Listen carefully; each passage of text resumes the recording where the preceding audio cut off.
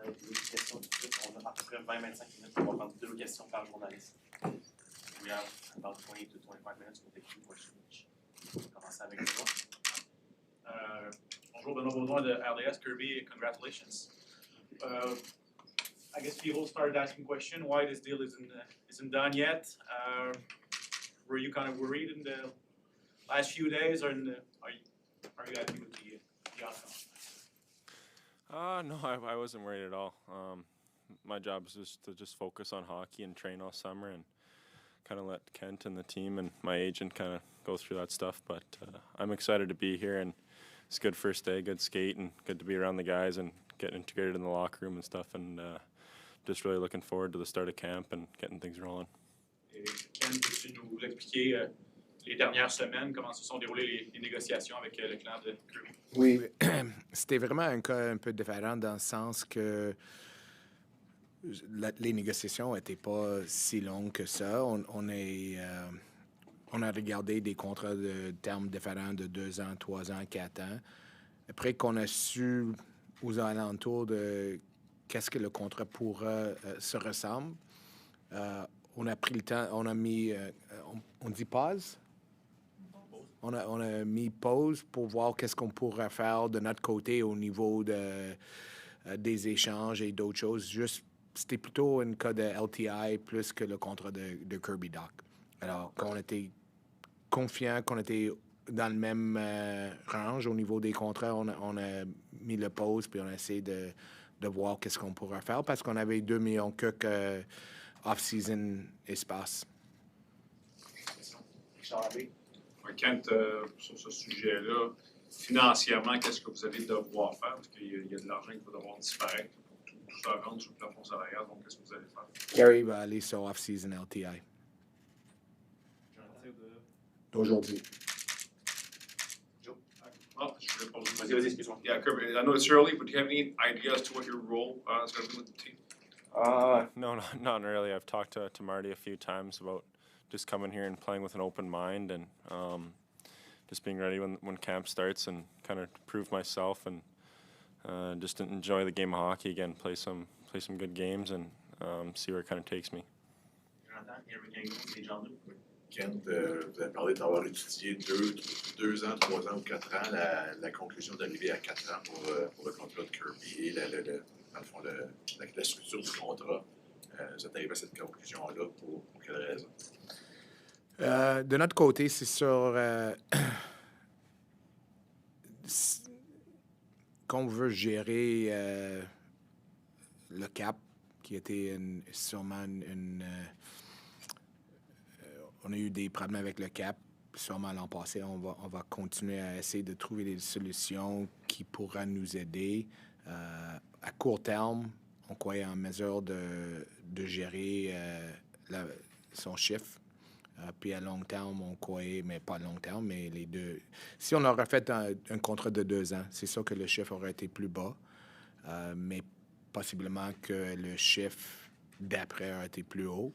Alors, on croyait que 4 ans, vu que Kirby a été 5 ans avant qu'il devienne joueur autonome, que 4 ans nous permettrait le temps pour Kirby, plus de temps pour être à l'aise puis assimiler avec notre groupe. Puis en même temps, on a un chiffre sous le masse salarial qui fonctionne pour le 4 ans. C'est important d'arriver et que le terme du contrat arrive avec le RFA. Okay. Eric, John, and Arvin. Hey guys, I have a question for each of you. Kent, you traded a couple assets to acquire Kirby, and now you've rewarded him with this contract. What gives you the confidence that he can fulfill the potential you're paying him?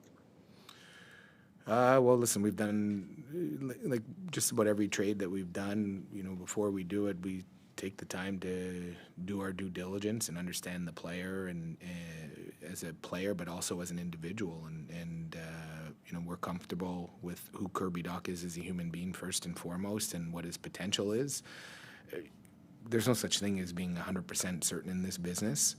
But we believe he's got a lot of potential, and we believe in this environment with our group, with our coach, with our development group, and the character of the locker room, that this is a better environment for Kirby Dach. And in that environment, we're comfortable that he's going to achieve good things in the Montreal Canadiens organization. Do we know 100%? No, but we do believe that we're prepared to bet on it. Kirby, on your end, you look back on the last 3 years, there's some things that obviously weren't in your control, whether it was injuries, how you were used in Chicago. Of the things that were in your control, the way you played, what would you change about that you can apply now to be able to fulfill this mandate that you've been given, the confidence of this contract? How are you going to fulfill it based on what you've learned about yourself and the things you can control? I think I've always been confident in my play. I don't think that's ever really wavered. But coming here, it's kind of just like it's almost a restart for me. Obviously, like you said, the 3 years in Chicago, ups and downs, whether it's things like control or not control. But I'm in a good spot. I feel good with my game. It was good to get out and skate with some of the guys today. And I think the biggest takeaway I have coming here is just to play free and be creative and just use my instincts a little bit more, trust myself around the net, shoot a little more pucks, just kind of be that dual threat player that I want to become. And I spent most of the summer working on that and just trying to break out of the past 3 years and put it behind me and focus on the positives moving forward.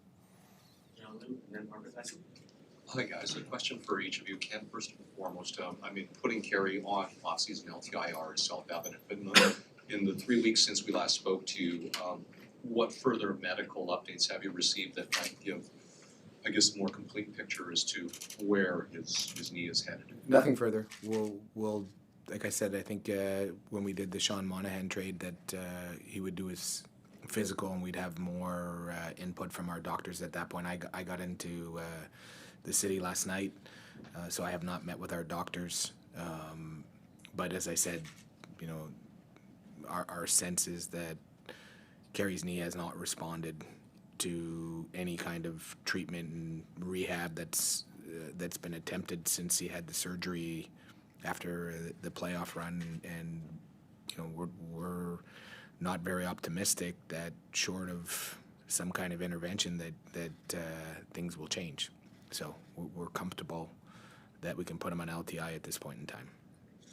And Kirby, in your off-season training, skating with guys today, I'm just wondering, what is your body telling you with respect to where you feel your game will be, like knowing where you were at prior to the hand injury that started things down a little bit of an unfortunate path? I feel 100% healthy. There's really no problems with the wrist anymore, and it's completely healed. And I think it took a little bit longer than I thought it would. And but it's good to kind of be at full health and trust my body and my instincts out there, and not second guess anything. And I don't really have any health issues or anything like that. I just feel confident and ready to play, and just really itching for camp and to kind of prove myself and establish something in the league here. Martin, Patrick, and Raphaël Lucien. Okay, one for each of you as well. Ken, regarding your cap situation right now, to what extent where's Paul Byron at in terms of his health or his readiness for the season, and is that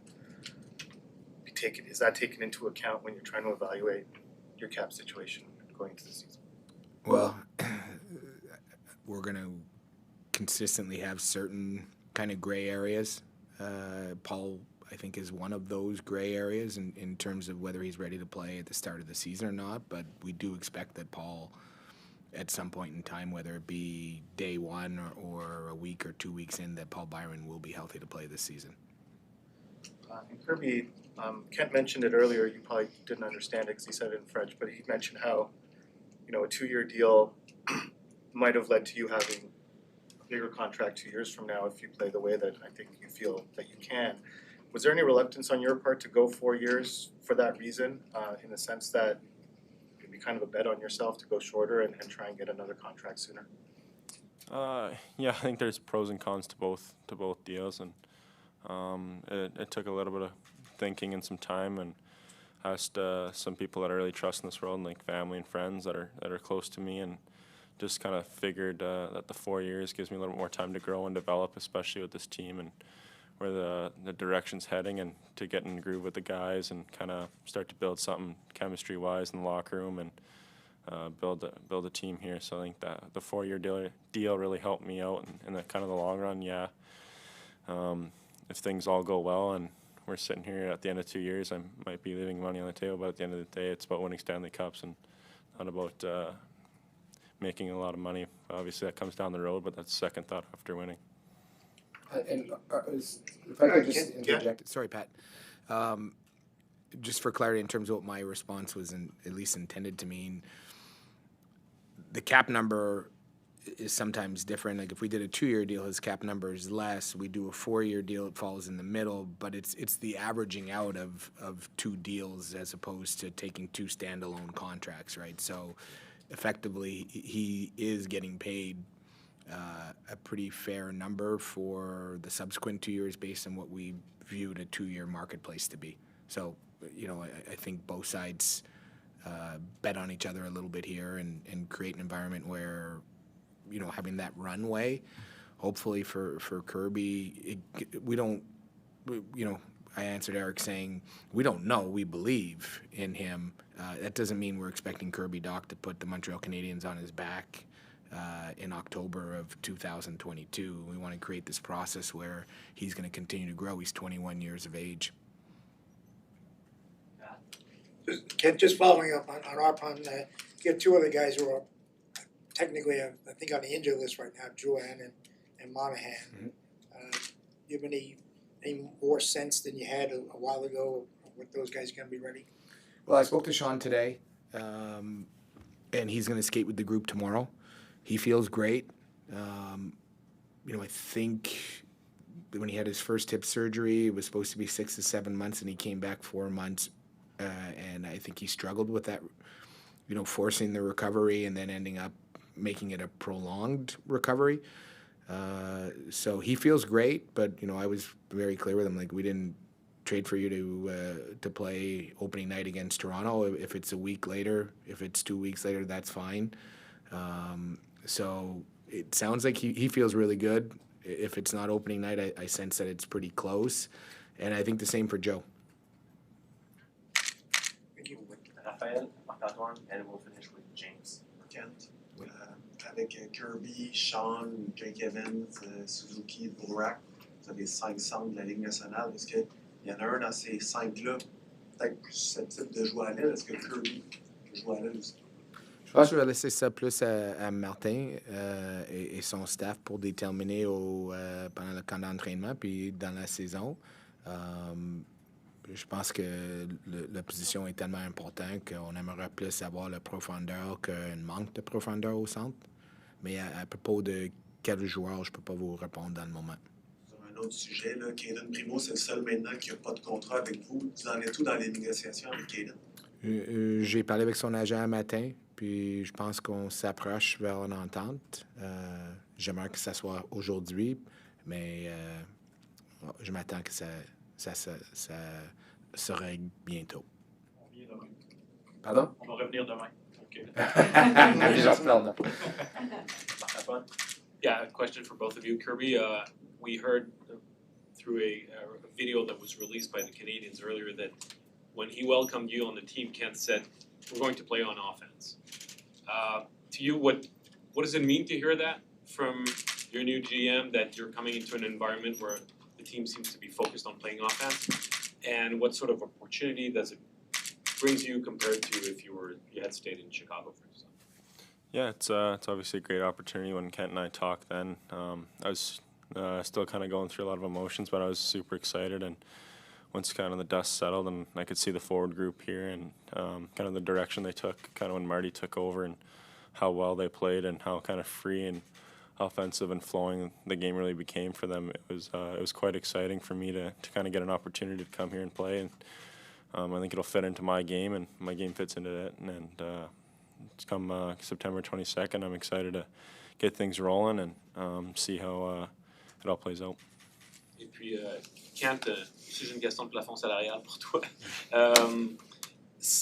Même en mettant Carey sur le TIR, vous n'avez pas beaucoup de marge de manœuvre. Est-ce que c'est ta volonté de pouvoir procéder à une transaction qui te permettrait justement de gagner un peu plus de flexibilité d'ici le début de la saison? Oui, si on peut trouver un échange qui a de l'allure pour l'équipe, je ne voudrais pas échanger un bon joueur juste pour débarrasser d'un contrat. Alors, on continue à regarder les opportunités pour faire un échange. Si ça arrive, tant mieux. Sinon, c'est pas grave parce comme on a vécu l'an passé avec les blessures et tout, on a besoin de... Je pense qu'on avait une quinzaine de joueurs l'an passé aussi, mais il y avait toujours deux ou trois blessés à un moment ou à un autre. Toujours préférablement pour un défenseur, probablement. Oui, ou un choix, dépendant, un prospect. Mais pas pour juste débarrasser d'un contrat. And we'll wrap up the Q&A with questions from James Murphy and Eric Leblanc. Kent, I'm just wondering, obviously you might have to make a move to get cap compliant by the time the season starts. What's the market been like right now? Is there a log jam, or do you sense it opening up a bit?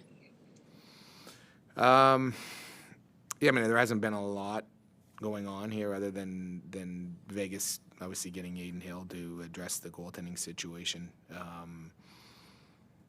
We've got waivers, different things that will, they're forthcoming in terms of, from our standpoint, possible additions to the roster. Obviously, that we're limited based on cap. That's why once we had a general sense as to where we were going with Kirby, we said, let's just table this and we're going to revisit. We're comfortable that we're going to be able to conclude a deal. But if we had done another transaction, maybe we didn't go in off-season LTI, and then that gave us more flexibility during the season. But we just got to a point where we felt like we needed to conclude his deal, get him here. It was more important at that point that he be around the group and not do it during training camp and have any kind of the noise that comes with being at camp without a contract. So we went ahead and did it. We're having conversations. I always believe deals can happen at any point, and don't believe that it's impossible to do. So you have conversations, and sometimes they lead nowhere, and sometimes they lead to something. So we just keep working the phones and see where it goes. Juste une précision par rapport au plafond salarial. Est-ce que ça change quelque chose concrètement pour toi de placer Carey maintenant sur la liste des blessés à long terme? Il n'y a pas trop d'impact? Si on aurait pu attendre la saison régulière, ça nous aurait donné de flexibilité pendant la saison. Plus, on aurait pris le contrat de Sean Monahan contre le contrat à Carey, puis on aurait gardé l'espace. Dès que tu le mets sur off-season LTI, on perd son chiffre. C'est ce qui termine la période de questions. Merci Kent, merci Kirby, merci tout le monde. Thanks. Thank you.